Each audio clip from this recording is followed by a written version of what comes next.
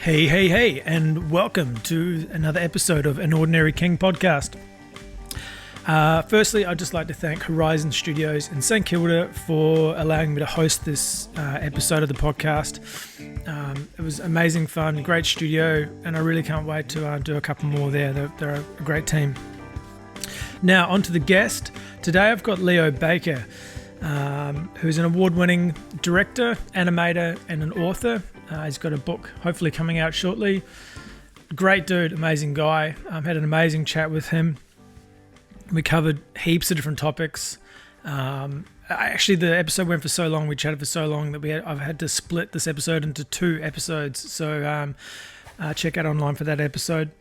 I don't know, get into it. He was a great guy. I love to chat. Look forward to doing it again. Here he is, Leo Baker.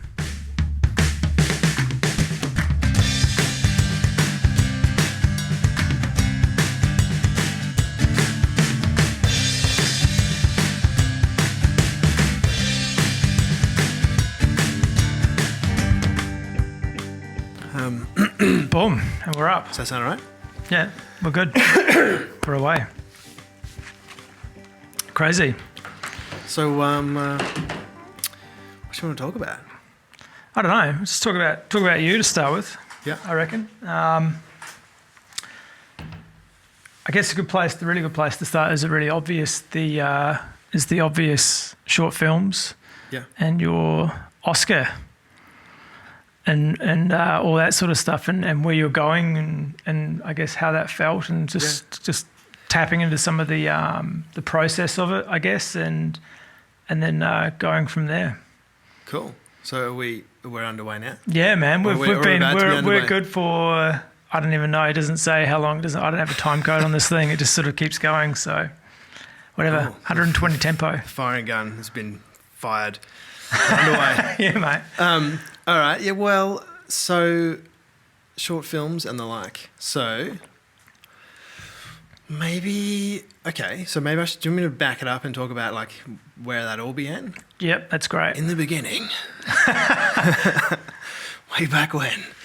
So from the very beginning, worked in film when I first left school. So I think I was working as a freelance clapper loader in camera department. So that was kind of like my introduction to the film industry. And I worked for 5 years in camera, worked on a ton of TV commercials, and I worked on a couple of TV series and a couple of big films. Yep.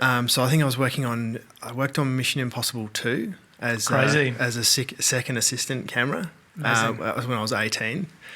And I remember working on set, and the first assistant camera focus puller for the A camera was this big American dude who I think he was Hawaiian. Yeah, he was like this big dude. His name's Kenny Nishino, and he was in his 60s. And I remember him just asking one day, he's like, "How old are you?" And I said, "Oh, I'm 18." And he just laughed. And I was like, "Oh, God." And he's like, "Kids." So I was pretty young when I did all that. But that, I learned a lot about, the process of filmmaking and the on-set language and protocols and all that kind of stuff. It's a language barrier, isn't it? Yeah. It's definitely a different language. And so that informed me a lot, but I didn't really want to pursue camera department. Like I didn't want to become a focus puller. It seemed like an extremely stressful job. Although I did a little bit of that. I didn't want to become a camera operator or a cinematographer because my dad's a cinematographer, and whilst I love photography and filming stuff, I didn't really want to pursue it as my thing. And so I sidestepped into visual effects. Whilst working as a loader, I worked on a bunch of pretty kind of high-end TV commercials that had visual effects components. Yep. And I was just sort of like glued to the visual effects guys, watching all the stuff that they were doing. I thought it was pretty fascinating. And I ended up sort of sidestepping into working in VFX, and having a lot of knowledge about camera and the way cameras worked really well for setting me up into that space because, you're essentially rebuilding a lot of scenarios and worlds and setups in the computer to replicate components, creating CG elements and, doing compositing. And so having that understanding of the way cameras work and framing and lenses and field of view and all that kind of stuff was pretty helpful. Plus the other thing was I was really in pursuit of a more creative role, creative line of work. Was this something that was just always in the back of your mind as you were going through it? You were just like, I just want to create? Yeah, well, I mean, when I was at school, I did a lot of painting, I did ceramics, did photography. Just, I was one of those kids that slowly shed the sciences and the maths. I was a shit painter. I was terrible. I was a horrible painter. God, I couldn't draw. I still can't. Fuck. You were telling me about your stick figures. You just need to keep rocking the stick figures. I got stick figures down. I reckon I'm going to start doing stick figure crayons and selling them. They're horrible. But, that could become high art. You never know. Like, don't discount it, man. I'll try not to. I'll try not to. So, yeah, so I was pretty arty-farty is what I'm trying to say. And then I was all of a sudden doing this, camera and stuff. It was pretty technical. Yep. And I thought going into visual effects would be very creative because I thought, well, in visual effects, you can make anything. As far as your imagination extends, you can build that. Yep. And so that was kind of what was fueling the fire deep down. But once I got into it, it was a lot of technical learning. I mean, you had to learn all these programs that, make people break down in tears. They're so complicated. So the 3D programs or compositing programs. And so that was like a massive learning curve, in the university of my bedroom and a few books. And this was kind of before the era of the University of YouTube, which I'm now a professor of. How good is it? Yeah, it's pretty amazing. There's videos on YouTube of how to fly a helicopter, tutorials. I should look them up. It's whatever you want to do, man. There's a video for it on YouTube. It's crazy. Yeah, and I look up all sorts of weird stuff on there, and it's like, I find out. I mean, I'll talk a little later about the other weird and wonderful things I've been up to. But if I kind of want to find out, like, in sort of an exact way of going about doing things, or the various different ways that people do things, you can find incredible tutorials on there, or just boffins making stuff, and you see how they do it, and it's cool. But yeah, this was all before all of that, so I kind of had to learn the slow way with books and things, which was pretty tedious. But then I ended up getting a job working for a visual effects company in Adelaide, and that was my sort of main foray into VFX. And we worked on a bunch of really big Hollywood films, which was great. But the whole time I was working there, I was just becoming like more and more technical. I wasn't actually sort of getting closer to this creative pursuit that I wanted to do. And in my mind, I was kind of like, well, I never went to university studying any of this kind of stuff because at the time there wasn't really any courses available. In fact, one of the reasons why I taught myself is because I heard that there were a couple of courses in Melbourne that taught, 3D computer generated programs, but they just taught obsolete software from tutorials read out of a book. And so I thought, well, maybe I could just read tutorials out of a book of the current software and teach myself. And anyway, so I did some cool stuff while I was working for that company. We did Previs. So I was working for, it was Rising Sun Pictures was the company I worked for. Yeah, okay, yep. And then one of the more interesting things that I did during that time was worked on Superman Returns. Amazing. Which slightly daggy film, but it was a huge budget film. That was like the first reincarnation of Superman. I remember that. I remember it coming out too. Yeah. I remember how excited I was. Yeah. As a kid watching that, I was like, because I love Superman films, Batman. I'm all for it. Yeah. Unfortunately, yeah. I think I've got superhero overload. I have now. Yeah, I feel like every week a new one comes out. But working on Superman Returns was really amazing because I led a team of previs artists, and we did previs for pretty much the whole film. Like I'd say realistically 3/4 of the film, and that's not an exaggeration. That's crazy. Yeah, it's amazing. So obviously, for those that don't know, previs is where you do very crude, basic, and 3D animation of the scenes of how they're going to play out. So you have all the props and assets and everything as they're shooting with on the actual film. And, you know, originally you do the storyboards, and then there's concept art, and the art department, you know, build the sets and design the environments and whatnot. And then we would recreate all those environments in the computer, and we would have characters like that were, you know, in the film. So we had, you know, Lex Luthor and Superman and Lois Lane and all these characters, and we were composing the scenes with really accurate camera setups, you know, down to the lenses and the distance from the actors, and it was really like recreating the actual film sets in the computer to quite an amazing detail. I mean, quite frankly, I thought it was overkill. I thought it was going too far. I mean, it's just like technically you need to figure something out because you need to build a big set, you know, and it's a way for sure, figuring out the costs or whatever, then that's one thing. But we were actually sort of getting right into character animation and stuff like this. It was going a little bit too far with it. Yeah, I remember the director like sort of wanting to see more emotion, and so then we're like modifying the character so we could do facial animation, all this stuff. And then I felt bad for the actors because like they would be on set and they were being shown this really crude, kind of shitty animation that we were doing.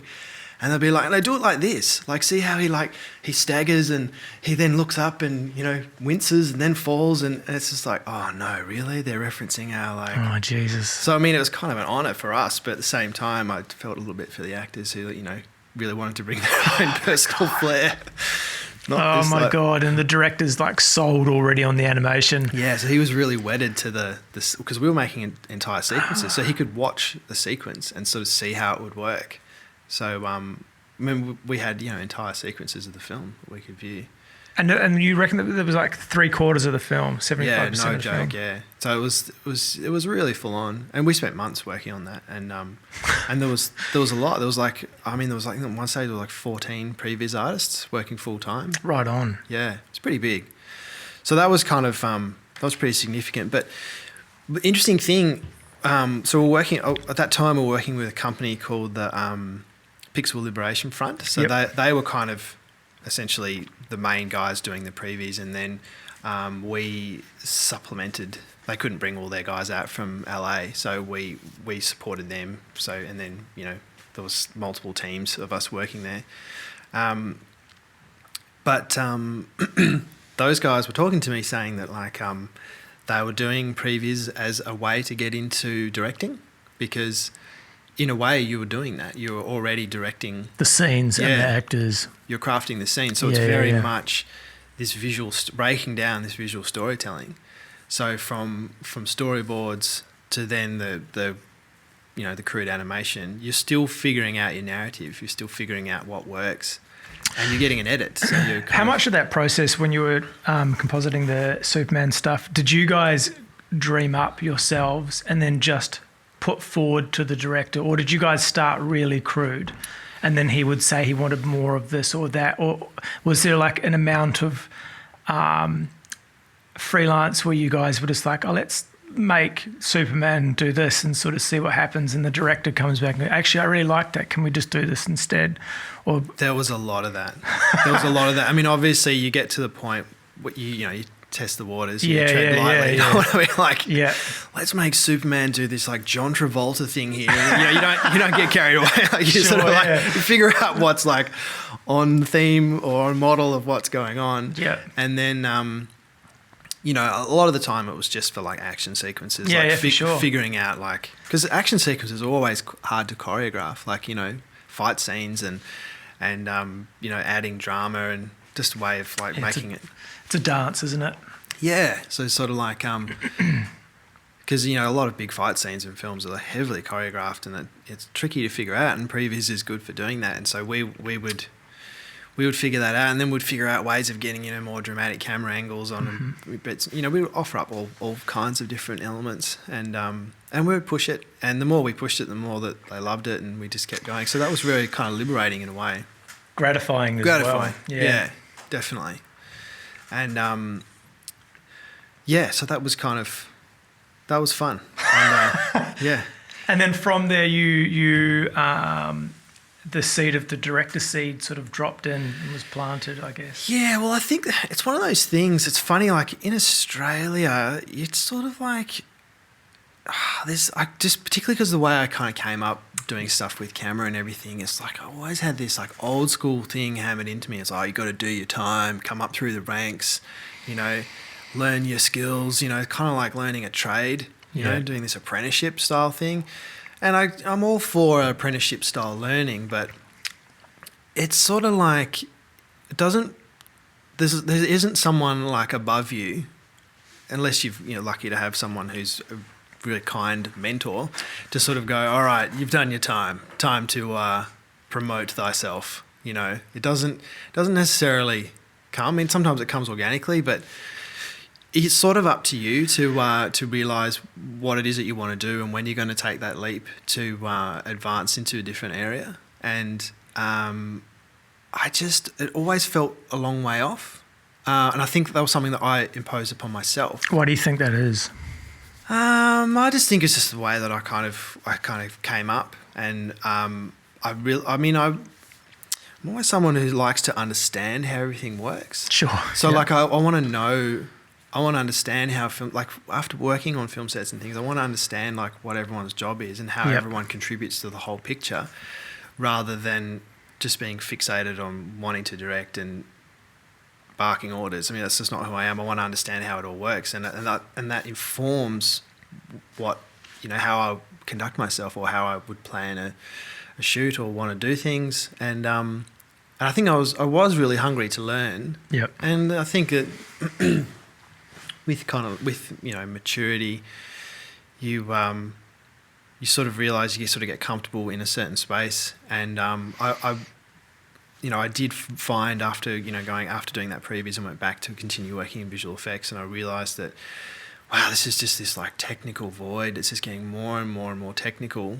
And the better you get at it as well, the more sought after, and then things all of a sudden you it's hard to pull yourself out of that plug and start working in a different field because you become known as that person. Yeah, well, that's very much the case. I've had that a lot. Yeah, and I realised that I wanted to get more in touch with the creative pursuits. So originally I thought visual effects would be creative because I did a lot of graphics at school. I nearly went into graphic design, which I'm kind of glad I didn't, because it's actually not for me.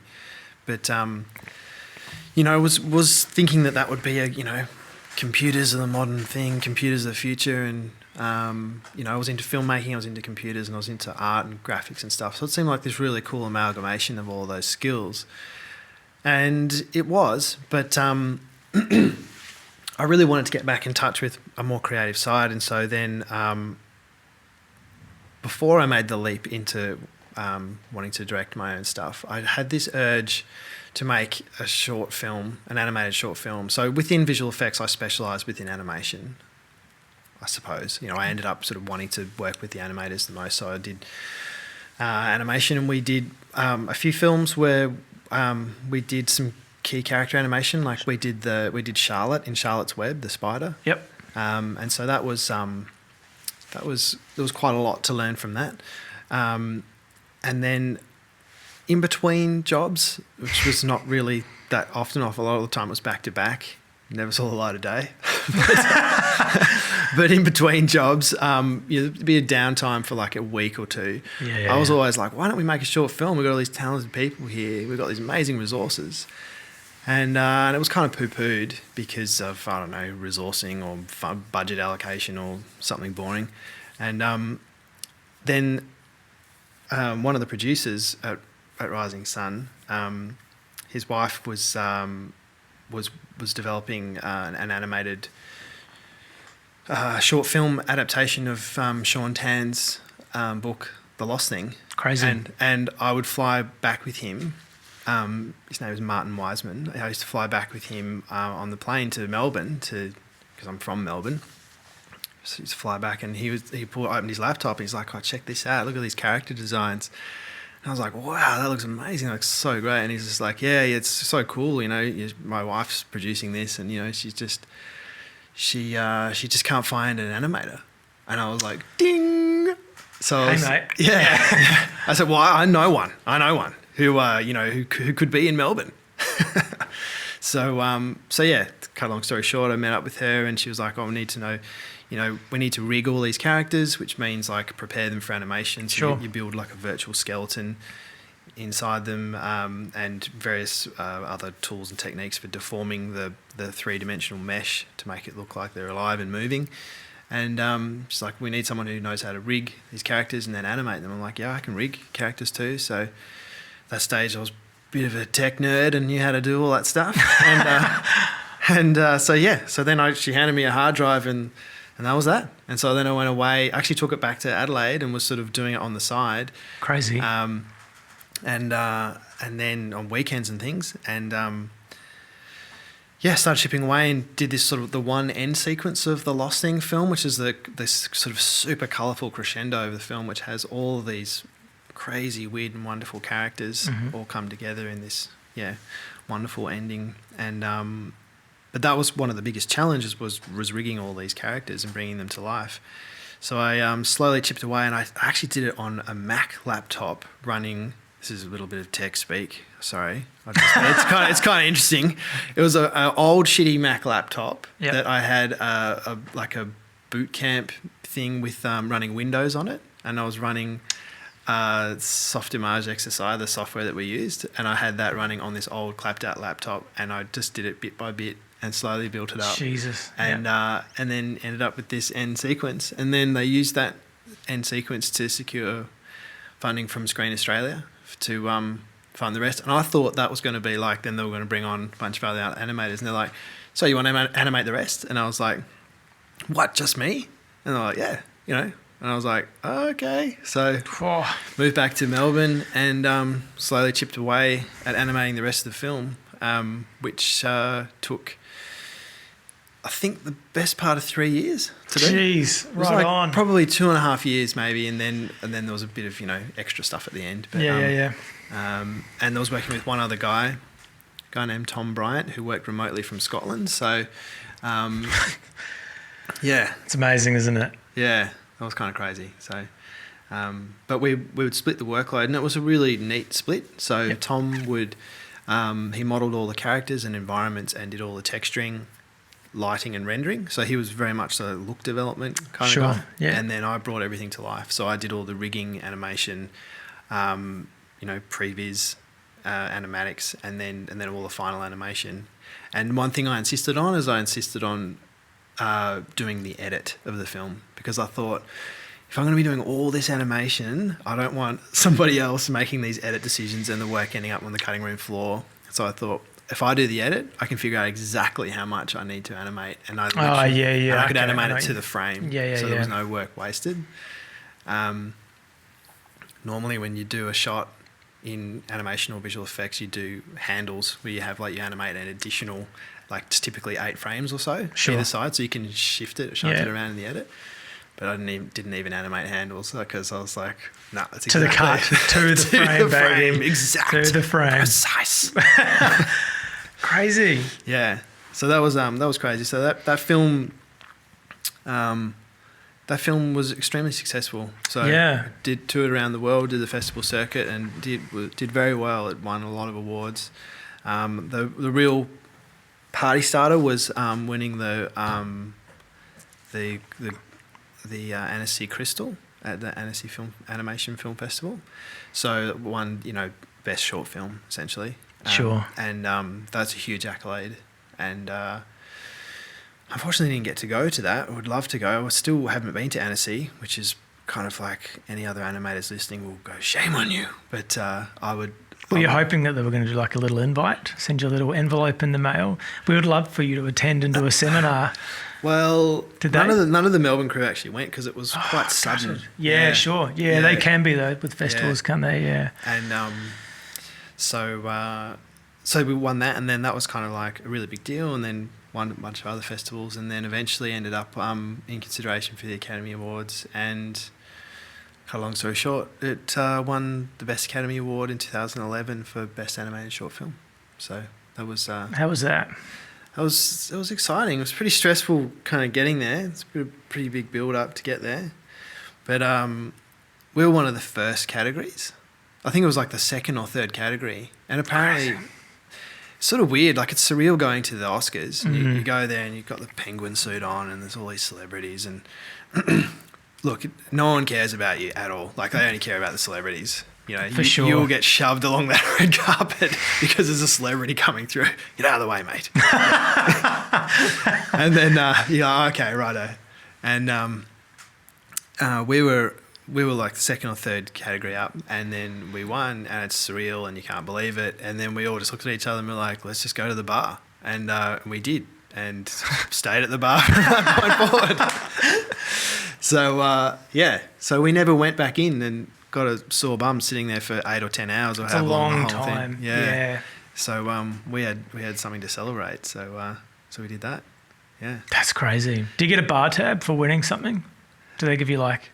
Well, not at the actual event because I think one round of drinks just about maxed my credit card at the event. It was very expensive, but no, I'm exaggerating. But it was expensive there. But basically, as soon as if you win, it's this golden ticket. You can go anywhere and do anything that night. Sort of thing. Yeah. So we just went on to the fanciest parties and rode the wave. Yeah, and where everything was free. So it was fun. A good night. Yeah, a good week. yeah, it was. It was surreal. I was actually really sick at the time. Oh and, no, yeah. I got really crook. Like it was a bit of a stressful ordeal getting there, and I was staying at a friend's place, and their kids. Well, I love their kids. They're so gorgeous, and they bounded up to see me as soon as I arrived and jumped on me, and then just like went and coughed straight in my face, and I was like, immediate infection. Yeah. So after having sitting on the aeroplane for 14 plus hours next to some obese dude with a chest infection, which is lovely. Then having the little kids cough me, I got really crook. So then and the event was like a day or two later, so it was like right at the premium point of feeling absolute good dog meat. Yeah. And I was so bad when I got to the event. I said, well, I'm freaking dying. Like, I need to go and find. There's got to be a medic here. And they're like, no, there's no medic. I'm like, come on. You got all these celebrities here, and there's no medic. Yeah. I'm like, and so they had to take me downstairs into the basement. Into the celebrity area. And they were like, your security Hawkeye me the whole time. And I'm like, mate, I just feel like shit. I just need some pseudoephedrine. I'm not here to cause any trouble. And they gave me something, and it helped a bit, but really the whiskey later on helped the most. Yeah, boy. Yeah. Crazy. Yeah. And that was that. And then and what are you up to now? Because you've done a couple of short films there. The doco's done really well. The doco's doing good. Yeah, so that was a hard flog, wasn't it? You were talking about that being quite difficult. It was. Yeah, it was certainly was a labour of love. But since that time, I kind of had this realisation that I was just getting hungrier and hungrier for doing my own creative pursuits. So I guess writing or directing or whatever, but it's not so much about the title. It's just about creating something. Yeah, telling a story. Telling a story. So I think. We were talking the other day about, it's really hard you meet someone socially or whatever, and they go, oh, so what do you do for a living? And it's not really an easy thing to encapsulate in a... No, sentence. It's not. Especially if you don't specialise, it's not like, because you're not just like a focus puller or an animator, or a set builder or carpenter, or you're whatever you sort of need to be at the time to convey your message that you want to get across, or to facilitate the interest that you have. Yeah. That's another thing. Sometimes you don't even have a message. You're just like, I'm just really interested in that. And you just want to sort of facilitate that need to fulfill that desire to complete that new thing. And because you've got this itch kind of inside of you. Well, I mean, I think that itch and that curiosity has certainly driven me to explore many facets of, I think I ultimately want to live a creative life. And I don't mean that to sound fluffy, but it just, I have, pursued these interests. And I think probably one of the easier ways to define who I am and what I'm doing is I just want to be a storyteller. Yep. And so, I'm exploring different mediums of storytelling. I think I do really love the film medium, but, let's face it, it's pretty challenging in Australia, Like people think it's a glamorous industry, but, we all like to eat sometimes. Yeah. And so it's interesting. So, I mean, before I kind of got riddled with pessimism, I did some experiments with short films, trying to do my own stuff. Yeah. So I'd made 2 short films, which were both live action, which was, quite a departure from, visual effects and animation, all this other stuff that I was sort of known for. And, after doing the Lost thing, there weren't really any great opportunities that came my way immediately. I could have gone to work for one of the big animation companies overseas, maybe. I actually tried to get into, I think, Pixar, but I think that, my animation skills probably weren't up to scratch to get in there. I thought, I'll try because Pixar's awesome. Right. But, it just wasn't the right fit. And it's cool that they recognised that. They said, oh, well, we could probably put you in this department. And I was like, no, I think I really want to be in animation, but I don't actually. Like, it's not animation's not the be all and end all for me. And I realised that I had always been working on other people's creative ideas. Yeah. And it reaches a point where you kind of have to sort of prioritise what it is that you want to do. If that means saying no to other people's, work offers, then it's actually, it's a tough decision sometimes. It's sort of a bit of a bold thing. Was there a light bulb moment for you? Like a specific moment where you're like, today, like you woke up today and you were like, I can't do other people's stuff anymore. And today's like, you start working towards the things that fulfill you as a person. It wasn't really like a light bulb moment, but I found myself growing increasingly, not really frustrated, but, I'd work on things.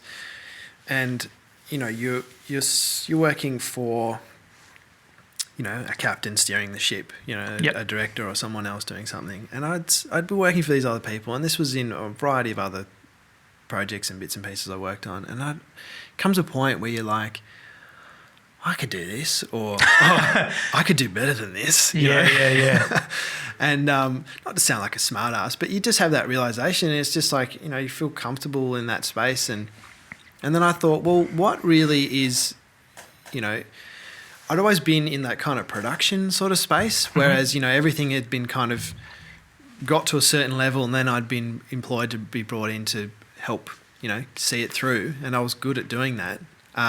But if you distill everything down, it all comes down to the story, to the concept to begin with. For sure. And so that's really the most important thing. And I think it took me a little while to realise that is what was important and that was what I was really excited about.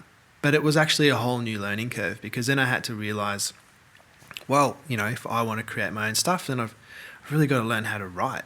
And, I've got a brain. I'm intelligent enough to be able to write things, but, it's not anyone can just crack into being a writer. There's a lot to learn. There's a lot to know. There's a lot of, you can write something and then you sort of read it back and you go, that is just so on the nose and cheesy as, You're like, oh my God, who wrote that shit? Yeah, I think for me, I completely agree with you. I think for me, the one of the secrets, or not even a secret, God, I don't really believe in secrets, to be honest, with like, the secret recipe for a good writer is, but I just think it's the ability to persevere and edit, because the first thing that you spit out there, because it's just about getting it out, getting that, whatever that concept or idea is, getting it out.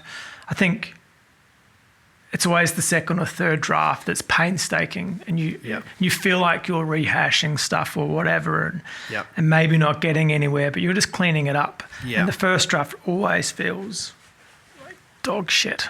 Yeah. It feels terrible. It's too raw. It's so raw. Yeah. I used to have this thing where I was like, I'm totally a first draft writer, where I would just like spit out the first draft and I'm like, no, that's it, done. I don't even do spell check. I don't do anything. That's it. That's all you get. And fuck, that's a hell of a mistake. Like, because you're just putting rubbish out. Yeah. You know, no one cares. No one cares. Well, I've also learned that, like, you know, with any idea, with the process of any ideas, incubation time is really important. Yep. So incubation time for that first round of getting something out. So you actually formulate something that's got, you know, a problem or an inciting incident or something, or a beginning, a middle, and end, you know, and you craft something that's there. But then sometimes you need to just park it and just let it sit, and you need to just recalibrate. And then you come back and you look at it and you can see where all the shit is. And you go, oh, well, yeah, that's got to be tidied up. Or, you know, I could skip from that bit to that bit. And the editing process is a lot easier. And I found that recently with what I've been doing, because I have been writing this novel, which is it's like a kid's adventure story, which I don't want to talk about too much because it's not yet out there, but I'm determined to get it out there. I've only just started approaching publishers, and I want to try and do it the traditional way of getting it published. Yeah. I mean, failing that, I could always self-publish, but I guess I want to try and challenge myself with the discipline of getting something that is, you know, commercially viable, but, you know, more to the point is interesting, and people want to read it, and it's fun, and, you know, it matters the most to me because this is actually the first time after all these years that I've done something that's pure fiction. And it's like, this is actually what I was always meant to do. And this is what, you know, I'm finally getting to the point here, what I've always wanted to do, you know, what I've always been working towards. Yeah. And the reason why I chose to do that as a novel is because it's I think very visually. And so originally I wanted to do it as like an animated concept or a live action supplemented with visual effects. Sure. Because it has this fantasy element to it. Yep. And then I thought, you know, if I do that as a screenplay and I try and pitch that, I could spend years trying to get that up and running. So I thought, what's the way? I just need to, after making a series of short films and this feature-length documentary, which I'll talk about in a minute, you know, I was just kind of like, it's so dependent upon other people and dependent upon money and resources and all this stuff. I just thought, I need to strip all that away and I need to just get to the essence. And discovering that and finding out what that essence was, which is storytelling, just pure storytelling. I thought, well, okay, I'm going to not do it as a screenplay, not that format. I'm going to try and write it in a novel format so that I can allow myself the descriptive writing, which you don't get that luxury with a screenplay. It's, you know, just dialogue and action typically. And that way I could write visually, I suppose, and then I would have one thing. The only dependency is me and a word processor once it's done, and then I could hand it to someone and then they could get into my head and see the creative idea, and they could build the picture. Because I think if something is well written in that format, people build, you know, the appropriate picture in their head. And I think that's one of the hardest things in a creative pursuit is that translation of an idea from my head to your head. The articulation of your, for sure. Yeah. That's where things often get, you know, misinterpreted. You know, if you're pitching an idea and, you know, perhaps you don't communicate it well or people don't see the vision, it's just a misfire, you know, and it's a shame. Or people like it and they want to change it. Yeah. They want to model it, you know. But I think maybe with a book, putting a book out there, it feels more concrete because it's something that stands alone on its own, regardless of what happens afterwards, whether you turn it into a film or whatever next. Yeah. There's less chance of someone coming on and saying, oh, maybe we should do this or change the hero of the thing to this, or you know, it's more of a oh, that's your idea, cool, I like it. It's already got a following, people like it. Yeah, that's exactly the rationale behind it. It's a good one. Makes it a lot easier. I mean, getting something published has its own challenges because the publishing world has changed quite a lot. Yeah, right. And just a lot of the major publishing companies have got less staff. You know, there's different laws now about, you know, works being reproduced internationally, and, you know, there was, I think when, you know, the advent of, you know, ebooks came out, everyone kind of freaked out and thought that, you know, that was going to be the future, and it was a lot cheaper, and that was how everyone was going to consume that media. But it's sort of settled down. There's certain people who really like, you know, reading stuff on a Kindle because they travel, or they don't want to have a bookshelf full of books. And then there's certain people who want to, you know, sit on the beach and get sand in their books. I think a lot of people that still have Kindles still have books as well. Yeah. I think if you're a reader, you're a reader. Yeah. You know what I mean? Like I still haven't got a Kindle. I think I want one. Yeah. Because of the travel. Because I have an iPad, and I just don't like reading stuff off it. Yeah, no, I don't. It's hard. Same with the computer. I don't like reading stuff off the computer. But Yeah. I think a Kindle, he sort of looks at it, it sort of looks kind of okay. I don't know. Maybe I'll try that out one day. Well, it's not. I mean, they're not a backlit screen. They're like, it's like an Etch-a-Sketch sort of thing. Yeah, it's weird. It's different. Yeah, that's amazing. I think the technology is amazing, and it does look good. Like if you go into like whatever the store, you know, and you see the ones they have on display, it looks pretty good. But Yeah. I don't know. There's something about Pages. Yeah. You know what I mean? I don't know. Paper cuts. I don't know. The smell, Yeah. dust. Yeah. I agree. The ever growing population of books on my bedside table is overcoming everything else. They're your friends. They're comforting. That company, right? It's I don't know. There's something about books that I love. Yeah. I've only just started getting back into reading. Actually, like I've always been a big reader, but Oh, you go through phases. yeah, I think my taste has definitely changed. Like I started a guy I worked with years and years ago, like when I was like 18, 19, he gave me a Charles Bukowski book to read. And I think that really hooked me. That was Woman. And that's an incredible, and I was just sick and tired of trying to read books where I was getting 3, 5, 10 pages into it and just getting sucked into too much dialogue, too much a writer using a lexicon that was far greater than mine was ever going to be with, you know, and then finally finding a writer that was like to the point, you know, as crude as it was like opened another door for me and what my interests were. And I don't know, it was just to find that there's stuff like that out there, I loved that. And so, but I think over the years, as my vocabulary's grown, and my desire for different stories has grown as well, I think I've started branching out into bigger books, what I call my mother's books, ones that she would read, and I would put aside, like, I don't want to read that because my mother reads it, you know, like your Catherine Cookson and whatever, and I just thought they were boring, but damn it, they're good writers. Yeah.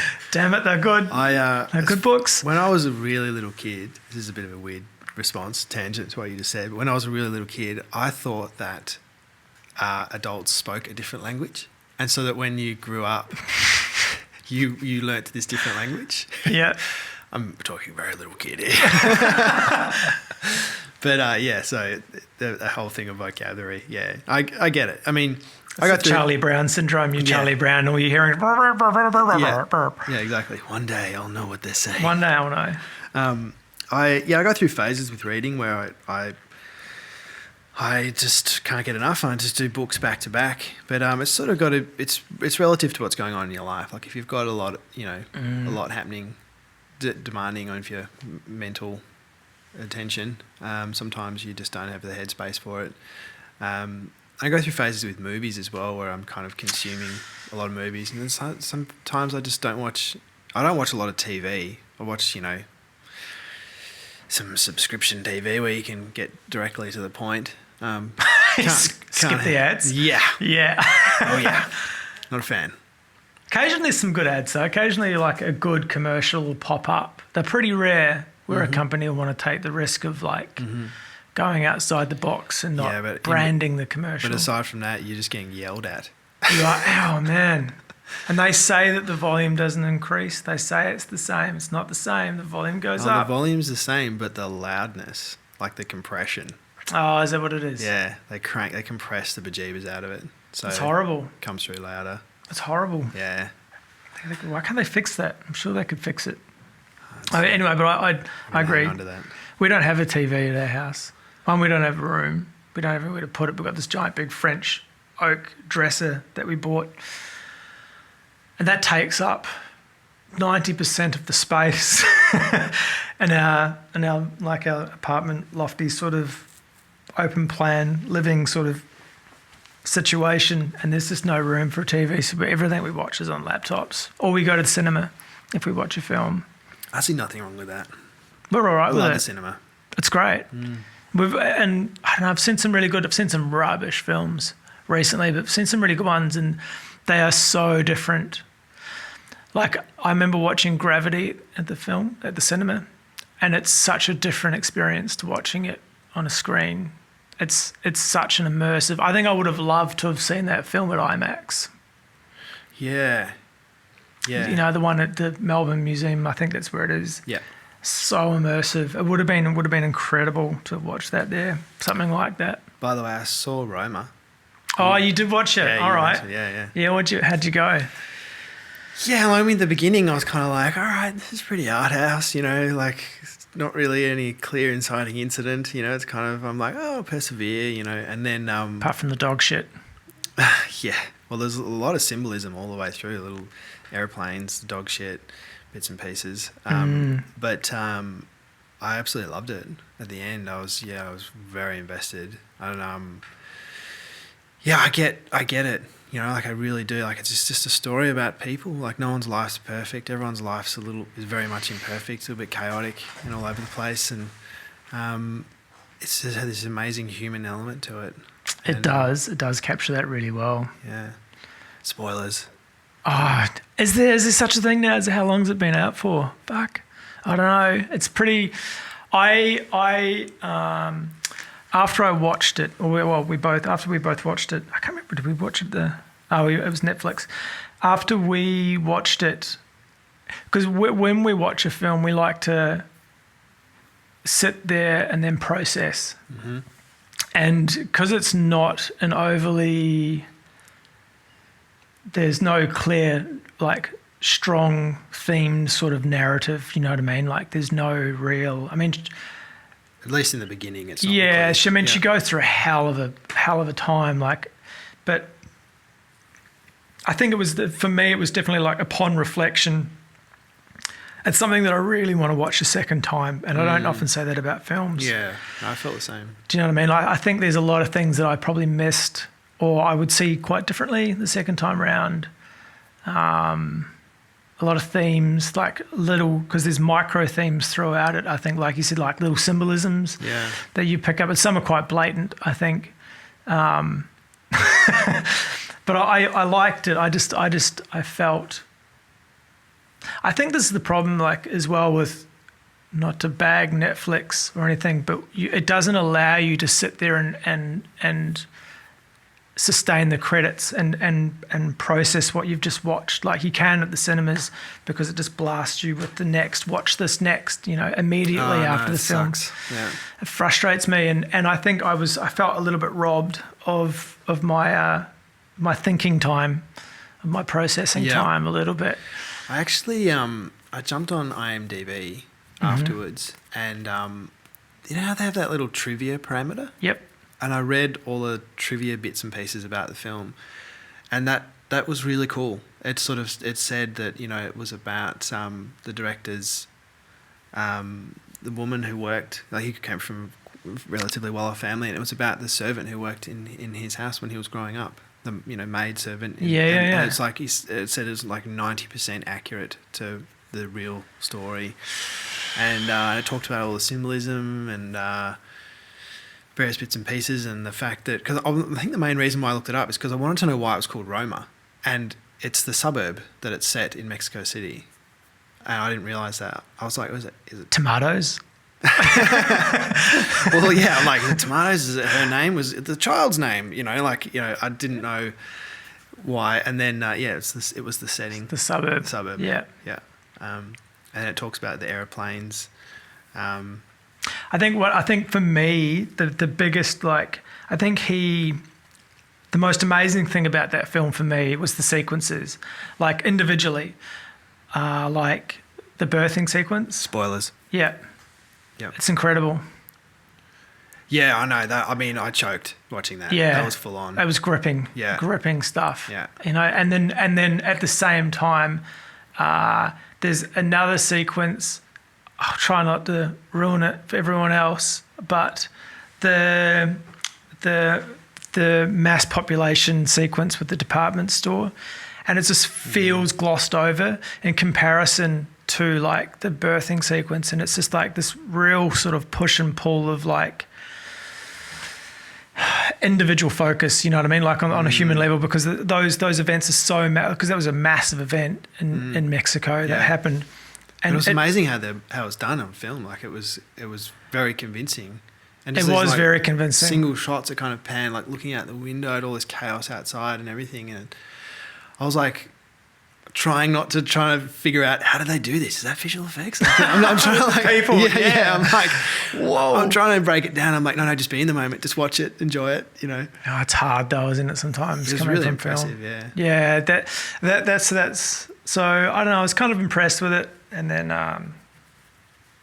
And there's some other things that I don't know if I was disappointed or just wanting something else than just, you know. But then I found myself fighting what I personally want out of the film, and I'm like, I just got to stop like trying to like pressure films into delivering something that I want delivered. Yeah, do you know what I mean? And just let the film be how it is. And that's exactly, you know, in hindsight, looking back at it and reflecting, maybe that's just what the film is. It's like, well, life is just like that, and you either love it or you don't. If you don't, well, tough. That's what you get.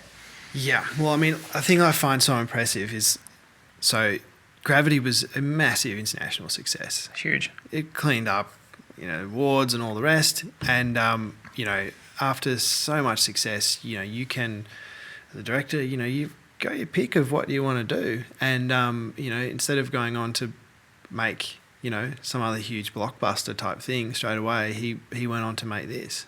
And I think and this was what he wanted to make. And, you know, let's face it, in the eyes of like Hollywood executives, this is not I imagine would not be their first choice of a moneymaker. And that's why he chose to release it on Netflix, is because it would get a broad audience, not just select art house cinemas and things like that for the intellectual types that would go along and see it.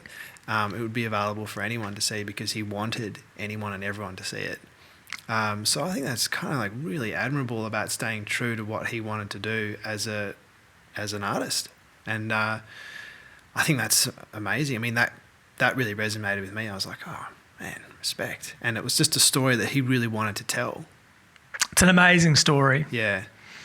I'm pretty keen to watch it again. Yeah. I definitely watch it again. Far out. Yeah, it was really cool. Yeah, so that resonated with me because, you know, yeah, it's like with my own pursuits, you know, you realise what matters, you know, what it is that you want to do, you know, and I kind of, you know, there are various stories that I have in development, and they're things that I think would be really great stories and I really want to tell, and I just really want to get them to a point of development that I can show them to people and shop them around. And one thing I really... Fearlessly shop them around as well. Yeah, but I find it, you know, I've been to America many times, and you know, they're very direct with that kind of... looking at material, and that kind of, you know, I go over there and say, oh, you know, I'm Leo. I've worked in film, just different areas of film. I've worked in animation and documentary and visual effects and blah, blah, blah. And, yeah, I'm working as a writer director, and I try and do my elevator pitch, which is never really comes easy. And then all they want to know is like, what have you got? You know, what have you got? Like, have you got any scripts? Have you got any material? You know? And it's like, it doesn't mean shit to go, oh, well, yeah, I've got this idea. I've been thinking about it for a while. It just has no weight. It doesn't mean anything. No, you can't own an idea. Yeah, so you really need to have something to show, and that's something that I've been very aware of. And so, you know, I have had these ideas. I have been sitting on them for a while, and I don't like to talk about them until I can show them, because otherwise it's just kind of lame. It's just talk. It doesn't really mean anything. Yeah, good. So that's something that really drives me, is I don't want to be a lame ass, always talking about stuff, saying, oh yeah, I'm doing this. And it's like, yeah, you've been doing that for years. Like, let's get it done. Let's do it. Let's get some progress. Just take some risks. Yeah. And so I kind of, it means that there's going to be, many hours chewing away on the laptop, typing this stuff out. But, it's important. And I think the ultimate feeling of satisfaction of getting it to a certain presentable point will feel really good, like genuinely presentable, beyond that raw first draft. Just an A4 piece of paper. Yeah. And because I think, I was telling you about this the other day, like, because I do think really visually, I do want to create, whether the presentation is a novel format or a screenplay format, sure. which, I am developing both formats. I do want to create sort of auxiliary pitch documents to go with them, so that can sort of have supporting imagery and other sort of treatment development of the idea to add visual context and a way I would go about converting it to a different medium such as film.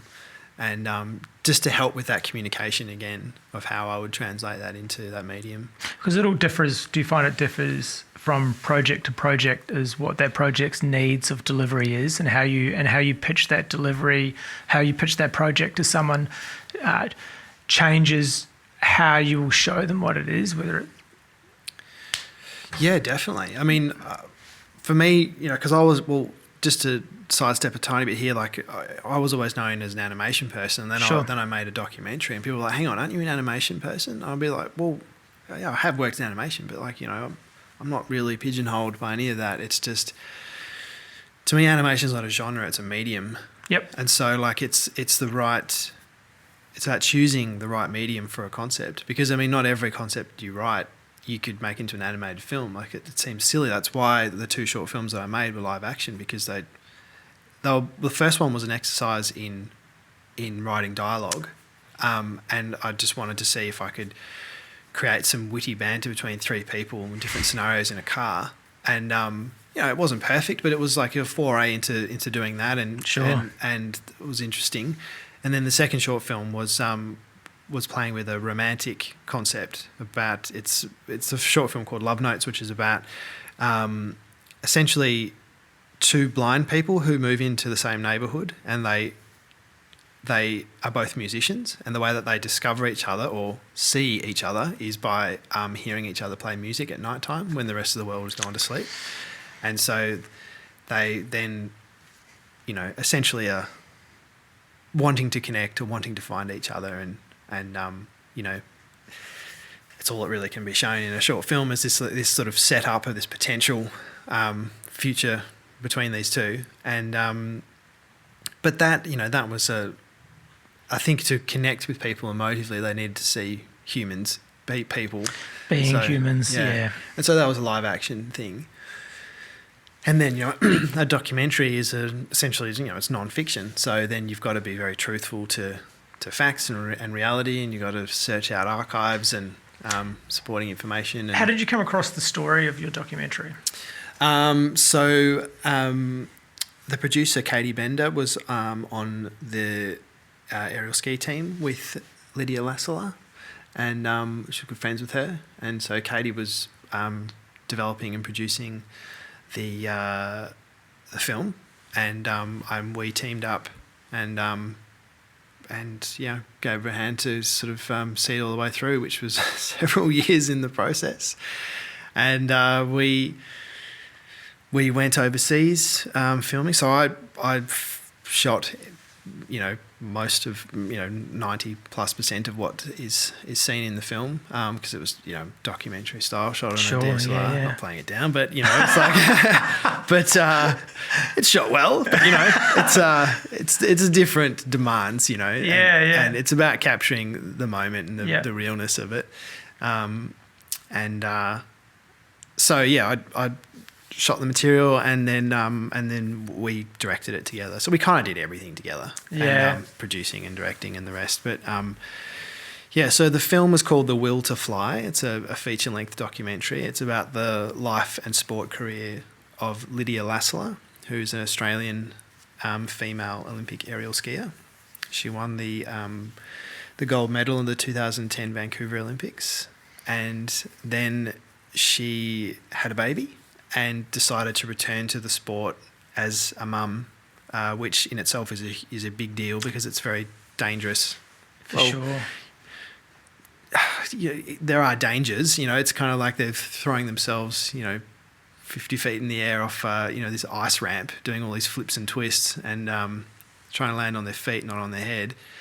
And she decided to return to the sport as a mother to perform a trick that, or a maneuver that no woman had ever performed before, which was a jump that only the men had performed before. So there was quite a performance gap between the level of acrobatic skill that the men were performing in competition and what the women were doing. Mm-hmm. And Lydia's argument was, there's nothing physically that separates men and women from being able to do this because it's acrobatic skill. It's not brute strength. It's not like women aren't big and strong enough to do it. It's just acrobatic skill and the precision and calculation of doing it, which she believed that women had every capability of doing. And so then at the Sochi Olympics in 2014, she built up to performing this quadruple twisting triple somersault, which she did on the Olympic stage. And so the documentary chronicles her journey towards doing that. So it's like a classically constructed hero's journey. It's just a kick-ass sports film. It's female empowerment, real kick-ass go-get-'em film. And, it's got a lot of... it's not just, sport porn. It's like... there's a real human story behind that to do with, family and, sense of obligation of family and balancing work and life and career and that kind of thing. And we created this auxiliary impact campaign to go with the film, which really it was a way of like broadening the reach of the film, making sure it connected with an audience in the best way possible.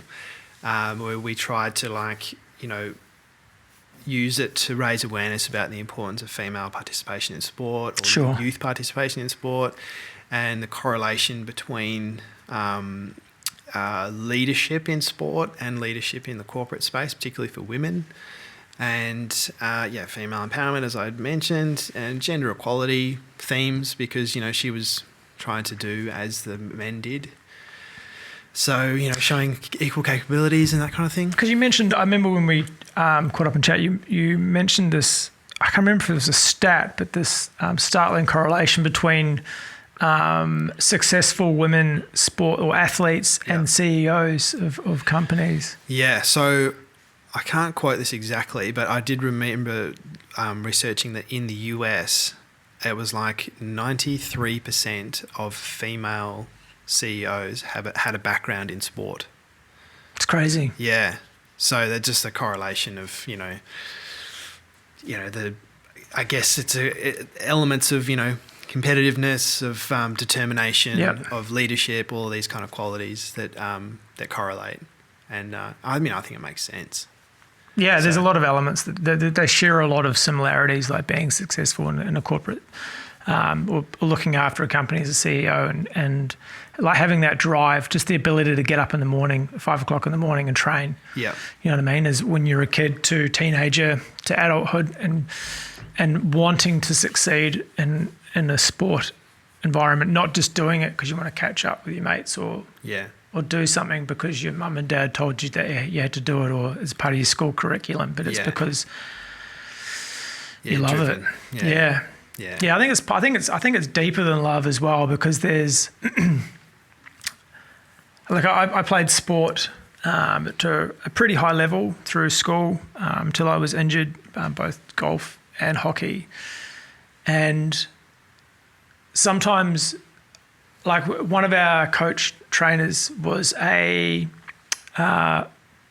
biathlon kind of 40, 50K run kind of dude, you know what I mean? Like coast to coast is what he did. So it's the west coast of New Zealand, South Island, and you run, cycle and kayak across to the east coast, across mountains, glaciers, rivers, desert, all kinds of stuff. So they do kayaking instead of swimming because the water's so cold? I think they do kayaking because they go through gorges and if you swam through it, you'd probably like get stuck in an eddy or get crushed between a rock and a waterfall or something like that. Where if you kayak, you can float.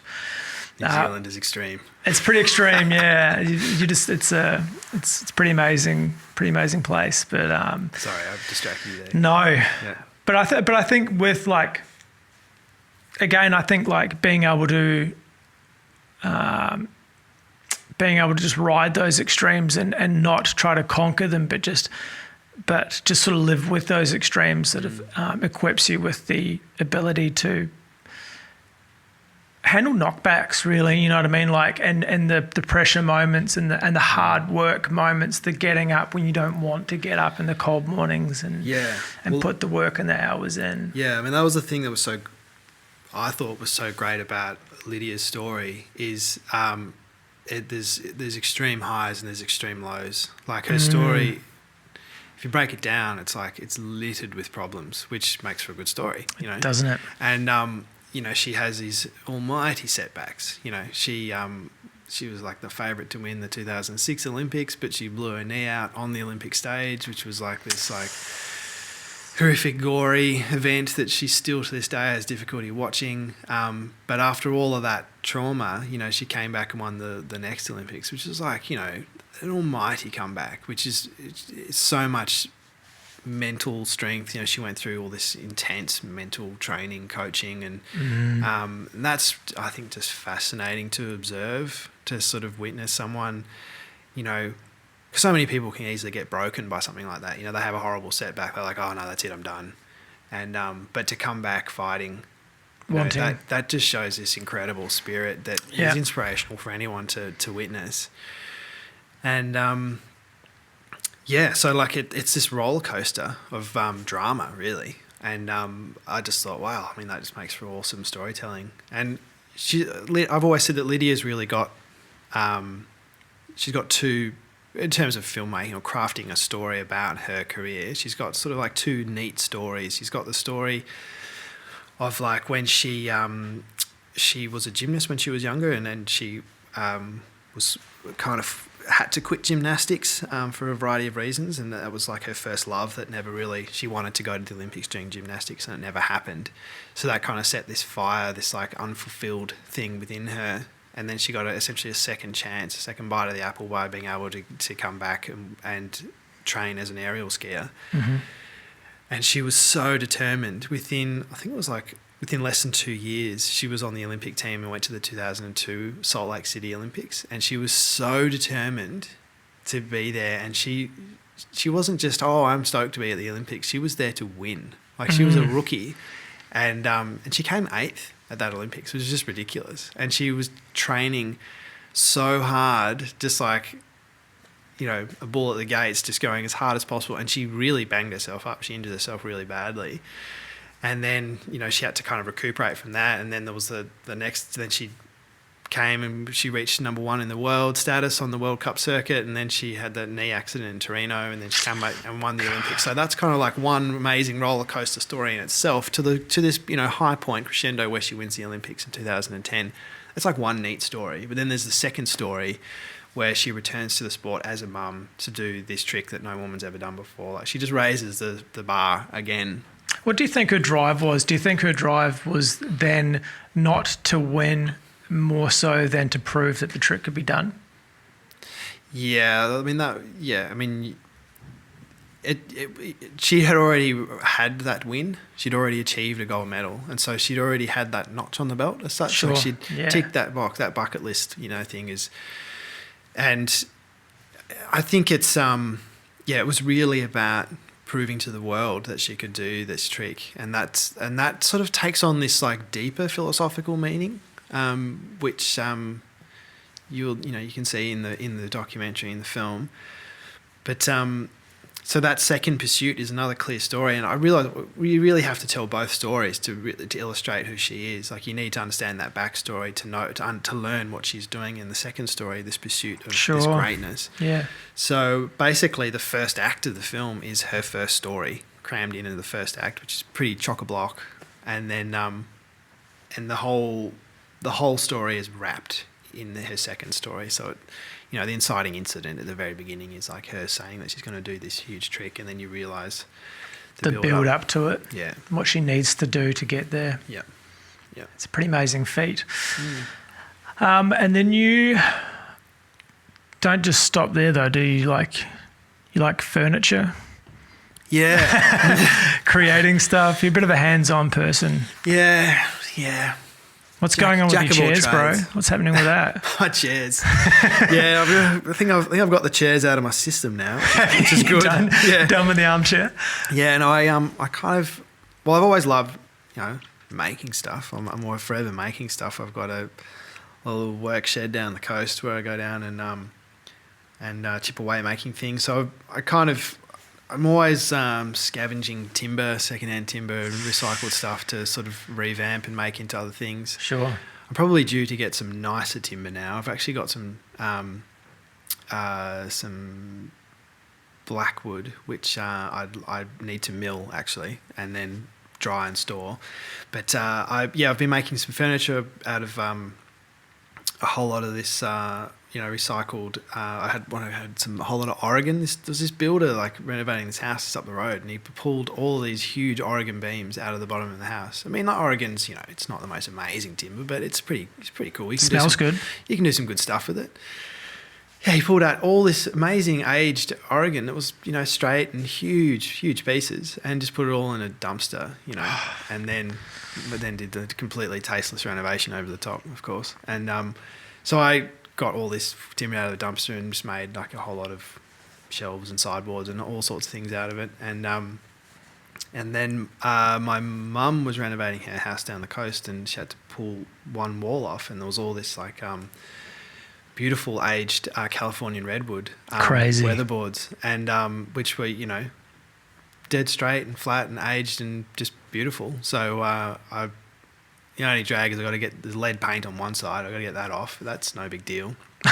and then I got all this beautiful redwood. So I'm kind of like, making bits and pieces out of that. And yeah, I love it. It's really cool. And then the chairs that you mentioned, I got these, I think I was in New York a few years ago. And I went to the Crosby Street Hotel in New York, which is this really high-end kind of bohemian sort of hotel, that's kind of like it's got the amazing interior design. This woman named Kit Kemp, I think her name is, did all the interior design, and it's so cool. It's such a great space to be inside. Everything is just unreal. And I walked in and I saw they had this wingback armchair in the lobby that was reupholstered with this Suzani fabric from Uzbekistan, and it's just like, I just thought it was awesome. It was just like punk bohemian sort of thing. Sure, yeah. And I'm like, that's so rad. And then I was actually on the way back to Australia, just the tickets that we got. I was stuck in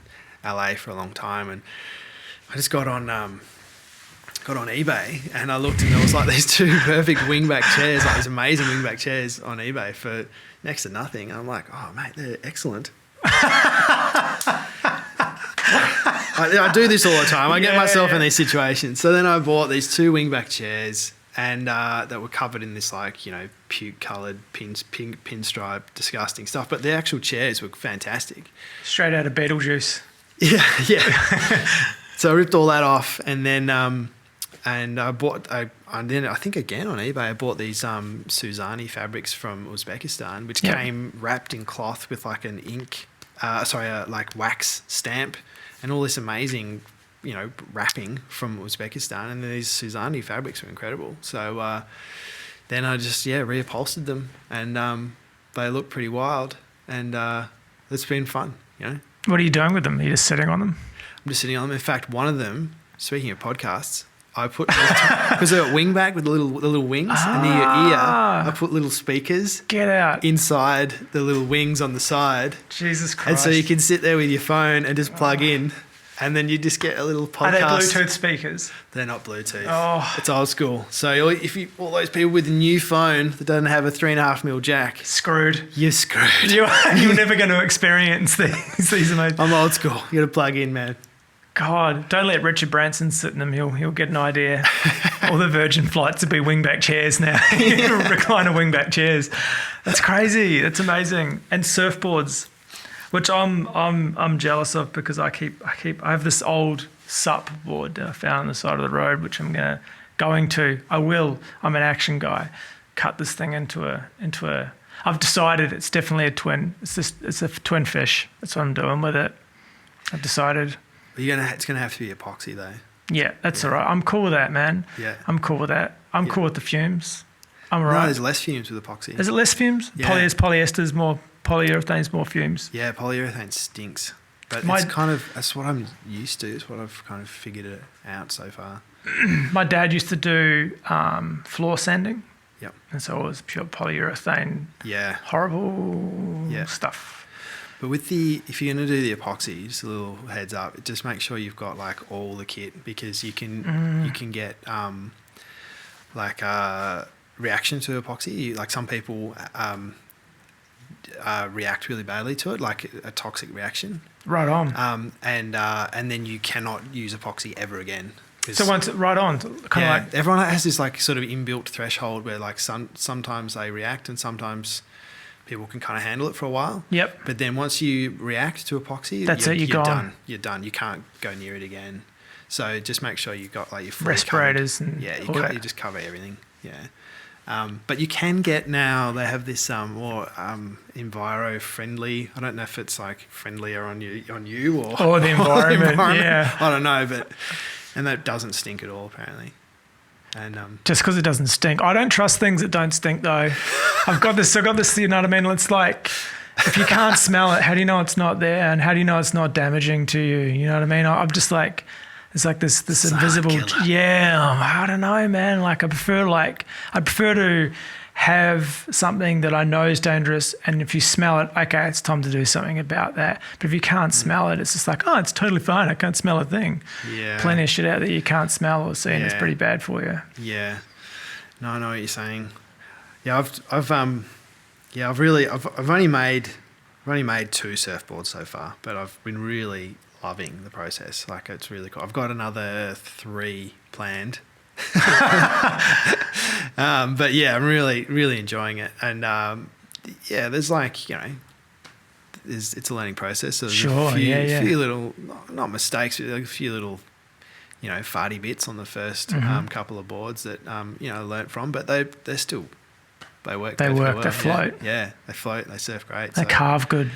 Yeah, and I'm absolutely loving it. Yeah, they surf really good. So the first board I made was a 7.6 mid-length with kind of not like a mini mal. It's sort of more like it's got a slightly pointier nose, and I put Bonza fins on it that are like the sort of talking about that. Campbell Brothers 70s style kind of thing. You got pictures of it on your Instagram, haven't you? Yeah. Check it out there. So. Yeah, that's awesome. Like it sort of just really grips to the wave, and it's really interesting kind of playing with that. And the mid-length thing's really fun because I sort of surf a bit of an old school style, and I like to surf longboards and shortboards. So growing up, it was always like, shortboarders are over there and longboarders are over there, and the two worlds separated by hatred. Again, you're pigeonholed as a longboarder or a shortboarder. Yeah. And there's all these shades of grey in between. There's like these, you can do really interesting things. And I think that there's now this kind of, it's all changed where people are experimenting with all different shapes and sizes and materials. Yeah. As well. And fin setups and retro styles mixed with modern styles. And that's to me, that's just awesome because it's just like a whole sandbox of playing around and experimenting, and that's as much fun as I think one of the things that I love about having a crack with surfboards is if something goes wrong, it doesn't matter. There's nothing fatal about it. You know what I mean? There's and It is kind of expensive, but it's like, I think like maybe bang for bang, like dollar for dollar, you probably come out maybe just under buying a new board or something like that. Yeah. Well, but I think it's the process. Yeah. There's like the setup of, tools, which you don't really need that many. But, I found that like, you get a surfboard blank for like $150 for a short board, and then maybe best part of $100 worth of resin and fiberglass materials. Yep. So, if you've already got the other tools, it's only really like $250 in, cost. And then the rest is just labour time. It's just in time. But that's enjoyable, It's not like a chore. No, it's not. Yeah. So, and what made you do your first board? Well, I actually was I've got a 9-1 McTavish longboard that I took down to in the Anglesea at Point Road night. I was surfing there, and there was this little peak that formed on a high tide right up close near the boat ramp, which is weird because road night normally breaks on a low tide. And I saw these longboarders out there surfing one day, and then I went back the next day and surfed with them and had a lot of fun. It was a little wave breaking out there, and they all came in to the car park as it was getting dark, and I was looking at their boards, and I didn't recognise them, and I was like, I wonder what those boards are. And I asked them, I said, what kind of boards are they? I've never seen them before. And they were just like, there's these like young dudes in their 20s, they're like, we made them. And then I'm like, really? And they're like, yeah, we just made them in a shed here, I'm like, no shit. And I was like, yeah. I'm like, where'd you get the blanks from? They're like, from Geelong. Got all the materials from there. They gave me a bit of a rundown of it. And I was just like, my first reaction was just like, stunned. Why haven't I done this? Yeah. I'm like, and I was just like, these dudes are like in their early 20s, these young punks, and they'd made like, 10 or 20 boards or something. I mean, they mainly longboards, but they'd made some short boards as well. And they were good surfers. And they had a little brand going on and everything. I'm like, shit. I'm like, I should really pull my finger out and get on board with this. So, so I did. And kind of figured it out thanks to a little bit of school of YouTube. And I did actually do a small short course here in Melbourne. There's a place called the Surfboard Studio where you can go and do these like 2-day courses. You do 1 day shaping and 1 day glassing. Which it's pretty good. Which I recommend because like it just... Particularly with the glassing, the shaping's no big deal. I don't think for me it makes sense, but the glassing is an exact science, and you don't want to like mess that up because the chemicals are dangerous if you don't know what you're doing, and like if you mix the hardener with the acetone, it'll blow up in your face and you'll be blind. It's just like you got to know what you're doing.